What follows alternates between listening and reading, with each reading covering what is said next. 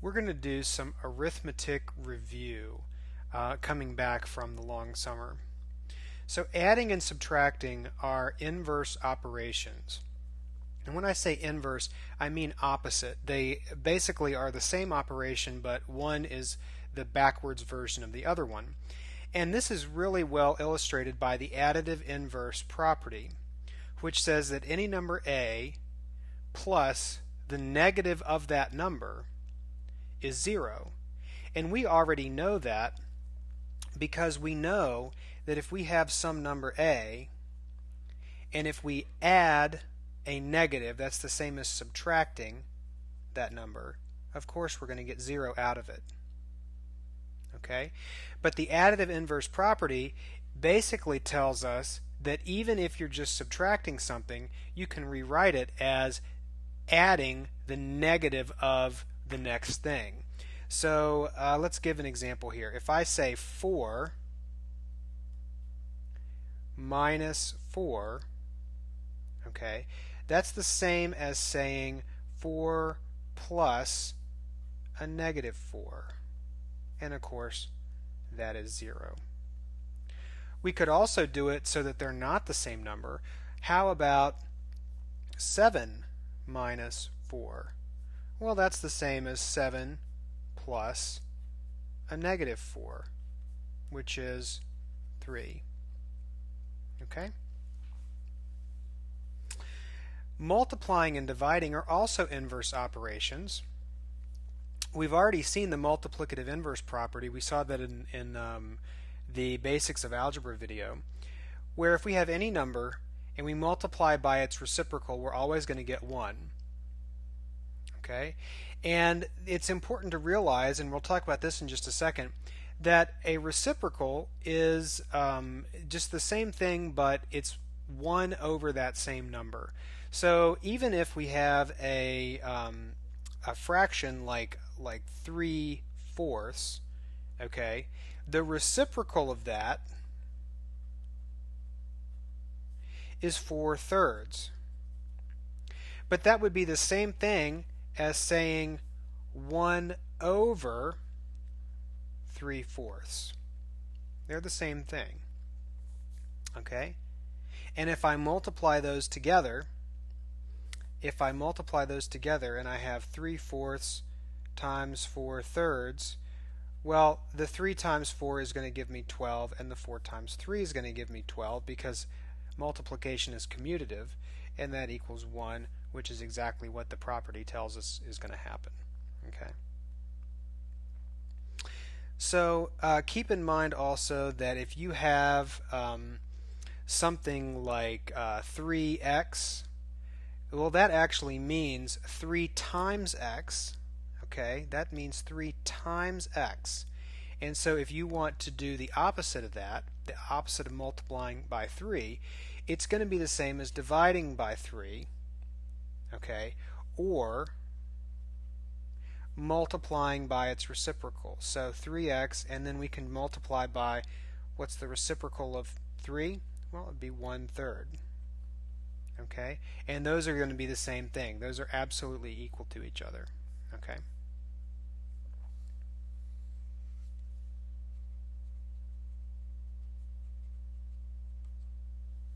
Same thing. Okay.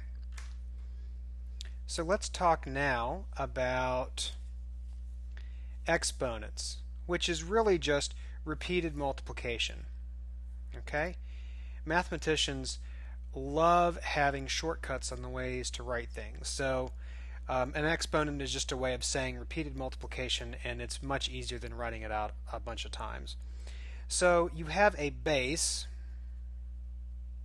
number raised to an exponent. Okay? An example would be 3 to the 4th power. Okay? 3 is the base, and 4 is the exponent. And what this means is that you take 3 and you take 4 of them, so 1, 2, 3, 4, and you're multiplying these guys, right? Just like this. That's what that means. Okay? And the same thing can be said, now that we're in algebra, the same thing can be said for x.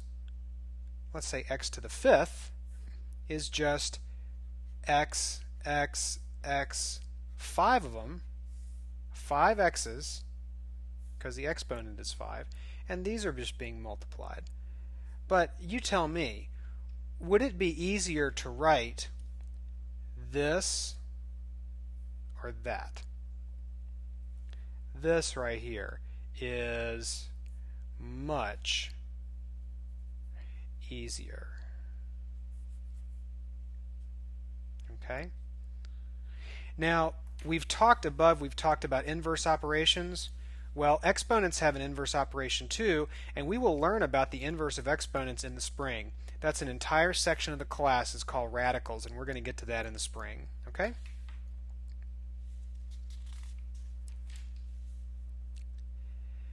Okay, parentheses. We are going to start using these a lot more this year. They have multiple meanings, but they're related. In the past, you have just known parentheses to mean a specific order of doing arithmetic. So if I had something like 3 times 4 plus 5 minus 3, okay, the order of operations as it is written right now, the order of operations would tell us that we have to do the 3 times 4 first. So this is what PEMDAS tells us to do first.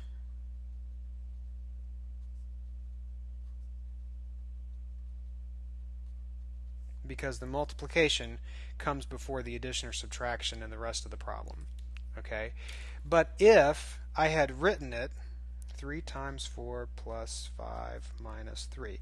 If I had written it, say, like this, the parentheses take precedent. The parentheses come first, P in PEMDAS. And so the parentheses tell us that we have to do this first. Okay, and so the 4 plus 5 would be 9, and 3 times 9, see where I'm getting that? 3 times 9 would be 27 minus 3. So we would do this first, and these two problems will give us different answers because of the parentheses. Now, this is a fairly basic way to use parentheses. The more common way to use them is how we're going to start using them in algebra, and that is to mean multiplication.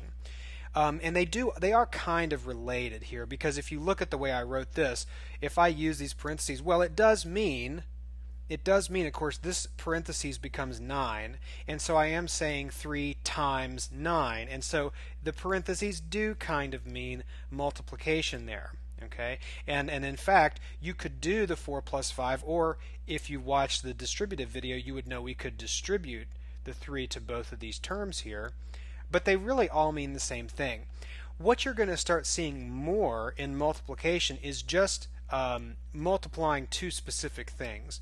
So you could talk about like 3 times 2. That means 3 times 2. That's what that means. Or if I said 4 times 8x, well, that means 4 times 8x.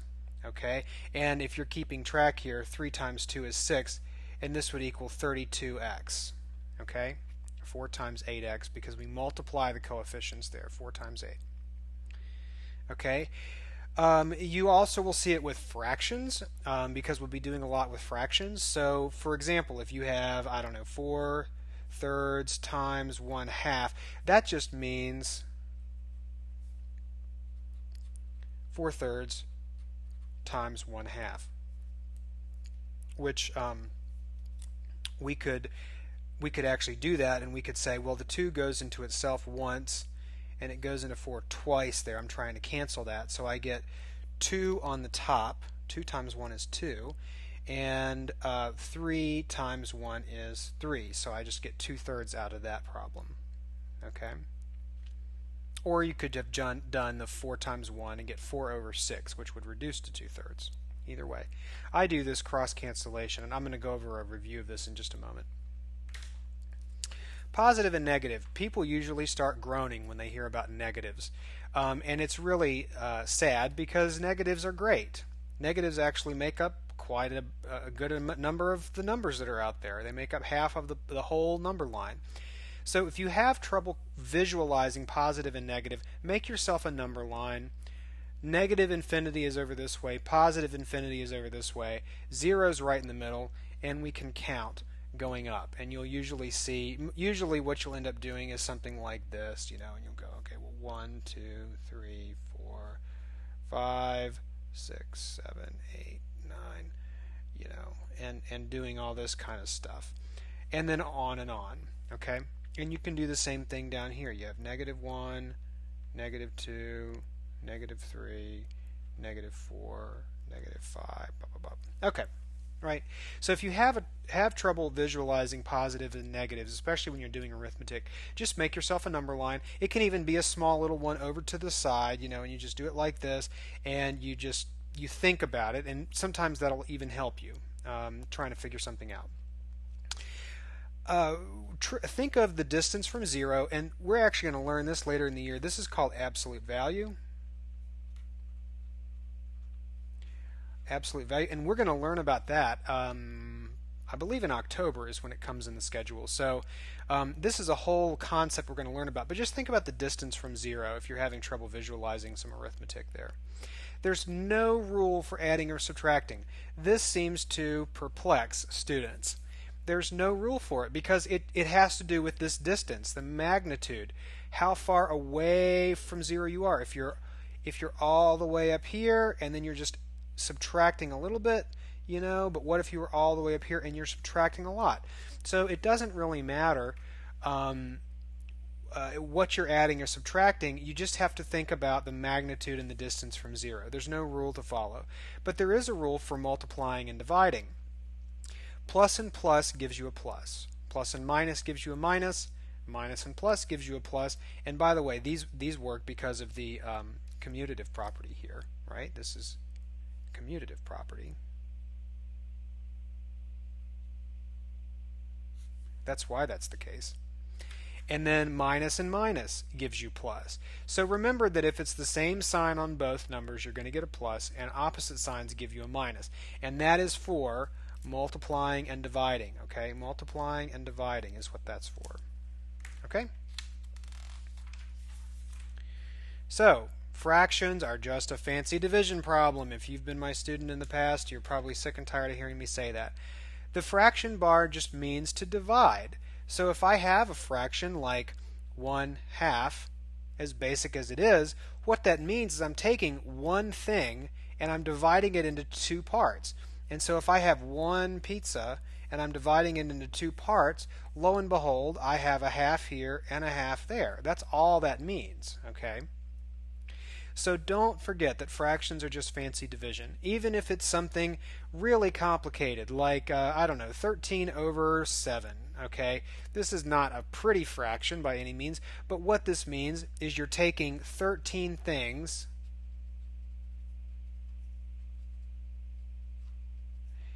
and divide into 7 parts. That's all that means, okay? And this can also be said for fractions, or excuse me, for variables. So if I have x over 2, well, that just means that I take x things and divide into 2 parts. That's all that means. Fractions, decimals, and percents are all just different ways of writing the same stuff. And if you've been my student in the past, we have really spent a lot of time on this, okay? So fractions are just division, as we've already said, okay? Decimals are fractions over a base 10 denominator. and base 10 means 10, 100, 1,000, etc., or even 1. You could have a 1 in there. Percents are specifically fractions over 100 only, over 100 only. Okay, so it's just that one right there. Okay. For the record, fractions are always preferred. Okay. Fractions are preferred. No, I did not spell that right. Fractions are preferred, so just keep that in mind. And please don't be afraid of fractions, okay? Operations with fractions. Let's just review this really quickly. When you're multiplying, you go straight across the top and straight across the bottom. And please cancel if you can. It just helps yourself out. It just makes it much easier. Here's an example. 3/2 times 4/7. Okay, but I notice that the 2 and the 4 will reduce. So 2 goes into itself once and it goes into 4 twice. Okay, and so then I'm just multiplying 3 times 2, which is 6, and 1 times 7, which is 7. So my answer is 6/7. Now, dividing is the same as multiplying by the reciprocal of the second fraction. So really what you do here is you just take this and you say, okay, 3/2 times 7/4, okay, times 7/4. I changed the division to multiplication, and then I switched this to its reciprocal. I flipped it, 4/7, 7/4. And so now I can look and see if anything cancels, but it doesn't. So I'm just multiplying now. 3 times 7 is 21, and 2 times 4 is 8. And since they don't have any common factors, then we can't reduce it. Actually, that's a foreshadowing for something we're going to do later in the year called factoring. Adding or subtracting, you must have a common denominator, and then you just add or subtract the numerator. So here, I've taken the same fractions, but now we're subtracting them. 3/2 minus 4/7, and they don't have the same denominator. This is 2 and this is 7, and so we get a same denominator, common denominator. We make one by multiplying each fraction by something or dividing each fraction by something to get the denominators the same. And so the brute force method, as you've heard me call it before, the brute force method is just to multiply each fraction by the other fraction's denominator. And that'll always work, unless, actually that'll always work, period. It's more elegant to choose something else if you can, if you don't have to do that. But in this case, there are no common factors here. The factors of 2 and the factors of 7 are nothing is shared.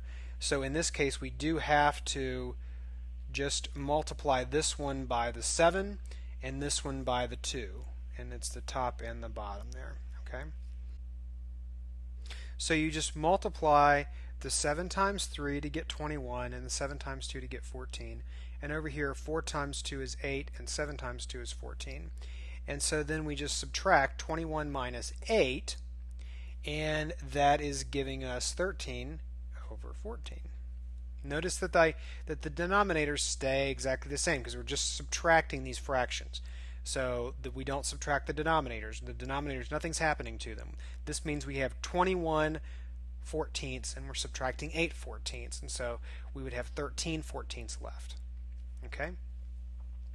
Fractions as coefficients. So 1/2 times x means x over 2, or just 1/2 x. You don't have to write the little multiplication dot. Similarly, 4/3 times x means 4x over 3, or 4/3 x. Because, this is because 4/3 times x over 1, and essentially what I'm saying here is that x over 1 right there. You can always write anything over 1. Is the same as 4 times x over 3 times 1, which is just 4x over 3. You need to be thinking about these both ways. The last thing we're going to go over is graphing in quadrants, and I'm going to switch to my program GeoGebra to do that. So now we're going to do a quick review on quadrants and graphing and ordered pairs and all of that kind of thing. So what you have here, and follow my mouse here, so what you have here is a Cartesian plane, and I'm just going to write that up here, Cartesian plane. And this is named after the mathematician that originally developed or discovered this way of graphing. Okay, it's two-dimensional. One dimension is the x-axis, and we can see the x-axis here is this, is this number line going across the horizontal direction, and the y-axis is the number line that is going up and down the vertical axis, okay, in the vertical direction. So just like when you are writing your address down, okay, so you might write your address as 7815 Williamson Road, Roanoke, Virginia 24019. Okay, well, you have a lot of different parts here, right? You have the street number, the street name, the city, the state, and the zip code. And you have to have all 5 of those parts in order to know exactly which address you're talking about. Or if you're writing a letter to someone, you have to write all 5 parts down so that you know, okay, it's this house number and this street number and this city and this zip code. You have to know all that stuff in order for mail to get to you or for people to be able to find where you live. And so we are going to learn to do the same thing with graphing, because you have 2 axes. You have an x-axis and you have a y-axis, and so your addresses for points have to have both parts.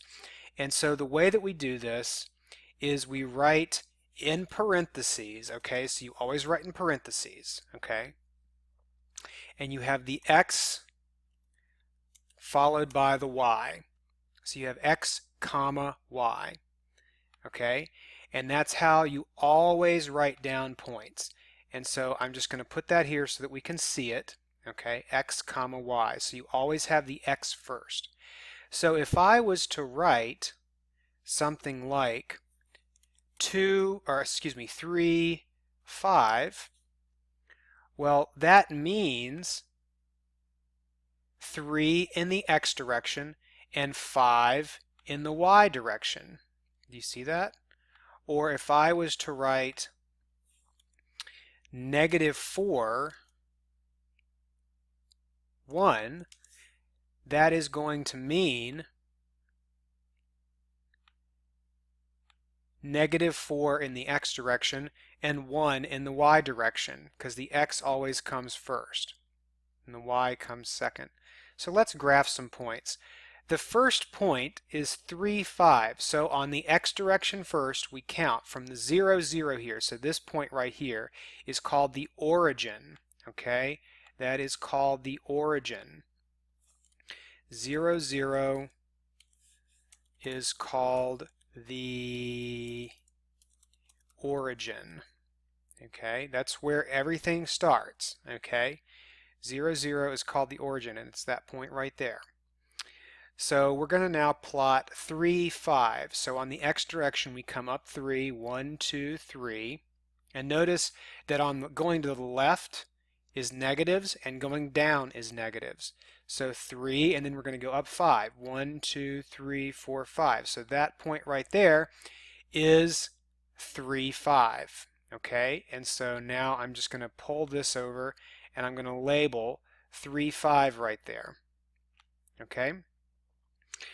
So now we're going to plot -4, 1. Well, -4 is in the x direction, so coming on the x direction, the horizontal axis, I'm going to go -1, -2, -3, -4. And I'm going to go +1 in the y, so that's coming up there. And so that is -4, 1. Okay, and let's do some more. Let's do, how about let's do -8, -3.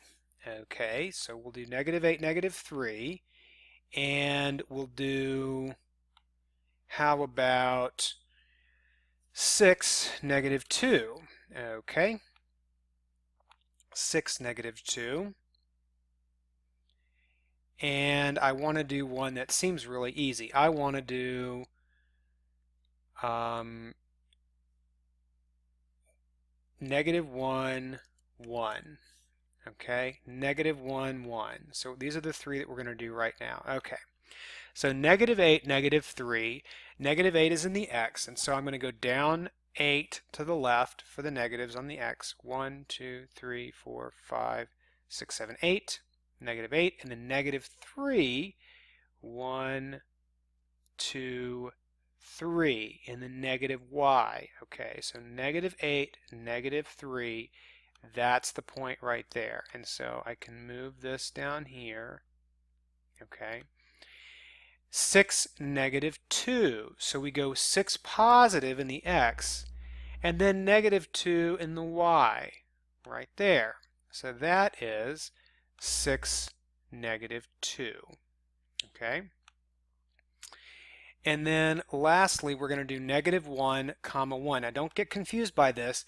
It's -1 in the x, which is here, right here, and then +1 in the y. So there's +1 in the y. And if you notice, let's notice something here. Okay. Notice that on these 2 points, this one and this one, the y value is +1 in both. +1, +1.